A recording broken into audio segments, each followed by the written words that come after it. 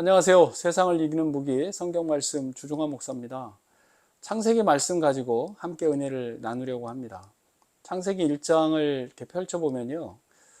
제 성경책에는 1968년도에 아폴로 8호라고 이름하는 그 유인 우주선에 사람이 타고 달 궤도를 3일 동안 돌면서 1968년 12월 24일이죠.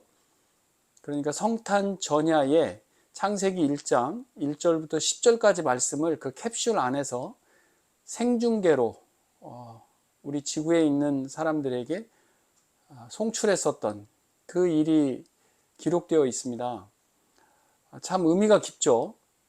달 궤도를 돌면서 이 천지 창조를 하신 하나님, 그 하나님의 위대하심을 그 우주선 안에서 말씀을 통해서 나눌 수 있다라고 하는 이 놀라운 광경이고 또 신비로움이죠. 창세기는 모든 것의 처음을 알리는 그런 책입니다. 그 중에서 하나님께서 우리에게 하셨던 가장 첫 번째 명령이죠. 절대적인 명령입니다. 그것을 따르는 것이 우리에게 마땅한 일인데 그 선악과에 있는 그 과실을 먹지 마라 이렇게 말씀하시는 거죠. 그런데 그 먹지 말라라고 말씀하셨던 그 앞구절이 2장 16절 말씀이거든요. 2장 16절 제가 한번 읽어볼게요. 여호와 하나님이 그 사람에게 명하여 이르시되 동산 각종 나무의 열매는 내가 임의로 먹되 라고 이야기합니다. 임의로 먹어라 이렇게 해석했는데 그 먹는다라고 하는 히브리어가 아칼이라고 하는 단어거든요. 근데 이 아칼을 두 번 연거푸 써서 먹고 싶은 대로 네가 먹고자 하는 대로 먹어라 이렇게 아칼이라는 단어가 연거푸 두 번 사용합니다. 하나님께서 우리를 얼마나 자유롭게 하셨는지 그 동산 과실 다 만들어 놓으시고 그걸 네가 먹어라. 먹고 싶은 만큼 먹고 싶을 때 자유롭게 먹어라. 그런데 17절에 선악을 알게 하는 나무의 열매는 먹지 말라. 내가 먹는 날에는 반드시 죽으리라 하시니라. 다 먹어. 괜찮아. 먹고 싶은 만큼 자유롭게 먹거라. 그러나 그 동산에 있는 그 선악을 알게 하는 나무의 그 열매만큼은 먹지 마라. 이렇게 이야기하시거든요.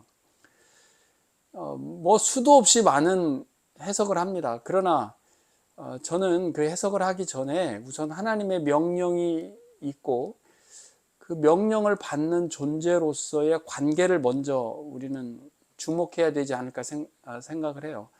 하나님은 피조물인 우리를 만드시고 우리에게 먹을 것을 늘 공급해 주시는 분이거든요. 그 말은 무슨 말이냐면 이 온 우주, 온 세상, 온 삶의 주권자는 하나님이시라고 하는 것입니다. 우리가 주관하고 우리 마음대로 할 수 있는 게 아니거든요. 우린 피조물에 불과하단 말이에요. 먹지 않으면 살 수 없잖아요. 먹지 않으면 살 수 없고 마시지 않으면 살 수 없고 코로 숨을 쉬는 우리 사람이 무슨 삶을 주관하고 관장하겠습니까? 통치할 수가 없어요. 하나님만이 통치할 수 있는 것이죠. 아직 예수 그리스도를 믿지 않는 사람들은 우리와 대화할 때 뭐라고 얘기합니까? 아이고 일요일에 갇혀서 어디 뭐 가고 싶어도 못 가고 뭐 술, 담배, 뭐 세상 쾌락 이런 것들 뭐 하지도 못하는 그런 갇혀 있는 자유가 속박되어 있는 것처럼 그렇게 우리를 이야기합니다. 그런데 그건 정말 우리가 어떤 존재인지를 몰라서 그렇게 하는 거죠, 사실은.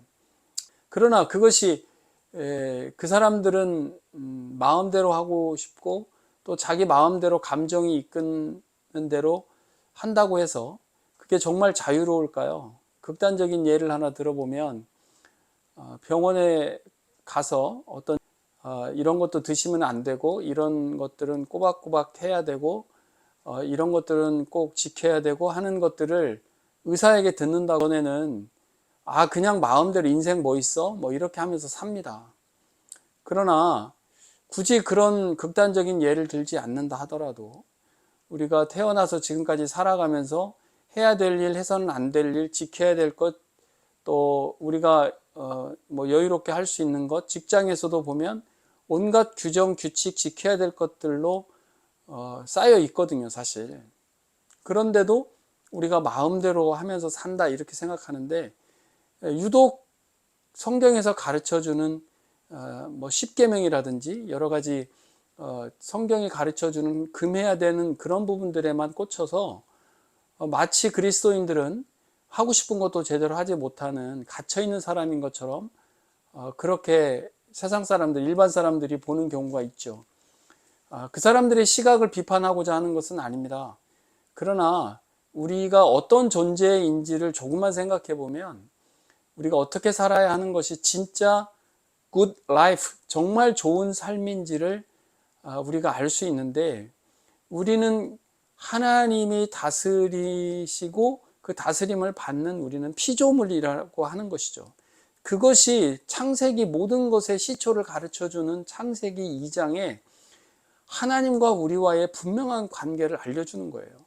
그 앞서 하나님께서 흙으로 빚어서 우리 사람을 만드시고 하나님의 형상대로 우리를 만들어 주셨다라고 했잖아요.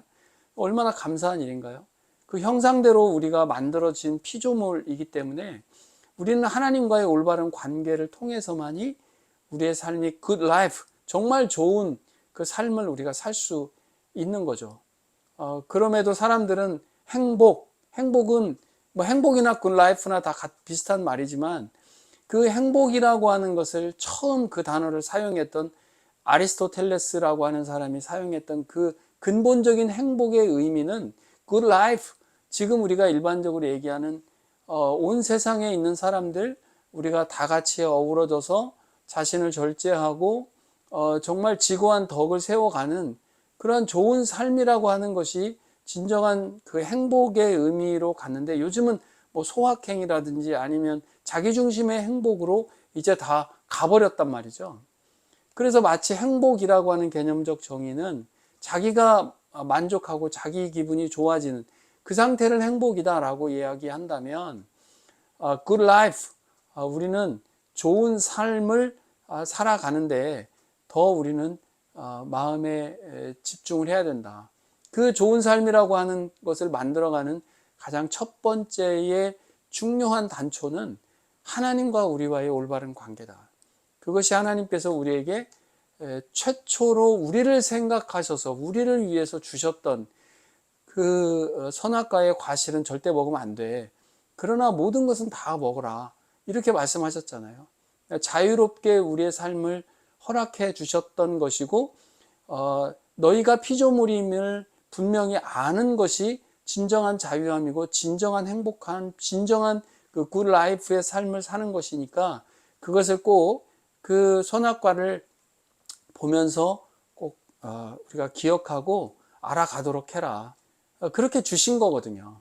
지금 우리 신앙생활하는 분들은 예수 그리스도를 우리는 생각해야 됩니다. 예수 그리스도만이 하나님과 우리와의 올바른 관계를 다시 회복시켜 주시는 거잖아요. 그 회복됨 가운데 우리의 굿 라이프가 이루어지는 것이지, 예수 그리스도를 믿지 않고 우리가 마음껏 삶을 살아가겠다?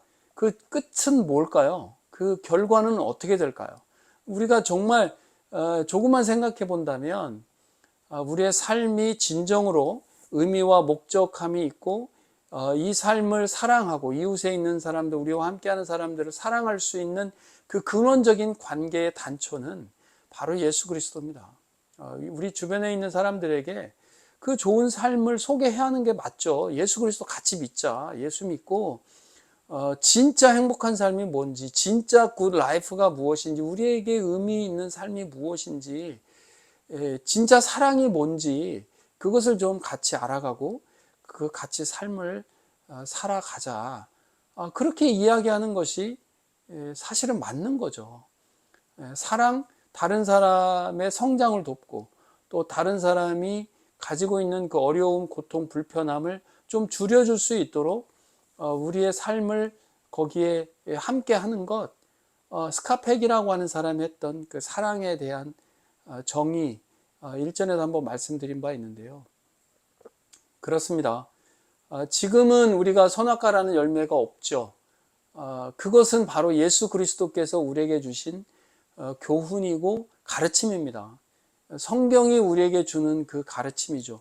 하지 말아야 하는 것, 안 하는 것, 그것이 진정으로 우리 삶을 행복하게 가꾸어 가는 것이죠.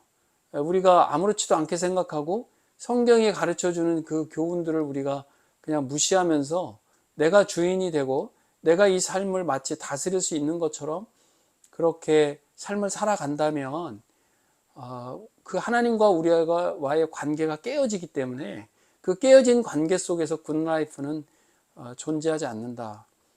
진정한 굿라이프는 예수 그리스도와 함께하는 것이고 그분 안에서 우리의 삶의 그 자유함을 누리는 것이죠. 그래서 예수님께서 요한복음 8장에서 너희가 진리를 알지니 진리가 너희를 자유롭게 한다 이렇게 말씀해 주셨거든요. 또 성령 안에서 우리가 자유함을 누리라고도 말씀하셨고요. 그래서 진정한 자유함인 것이죠. 아주 어린 아이를 데리고 우리가 뭐 푸른 풀밭이 있는 그런 놀이 동산이나 이런 큰 공원에 가서 뭐 우리가 즐길 수 있죠. 그런데 그 아이가 정말 자유롭고 행복하고 그 가운데에서 기쁨을 누릴 수 있는 가장 큰 전제 조건이 뭡니까? 부모님과의 그 관계잖아요. 부모님과 함께 있을 때 가능한 거거든요. 부모님을 떠나서 자기 마음껏 하겠다? 그게 그 아이에게 정말 굿라이프 행복함이 되겠습니까?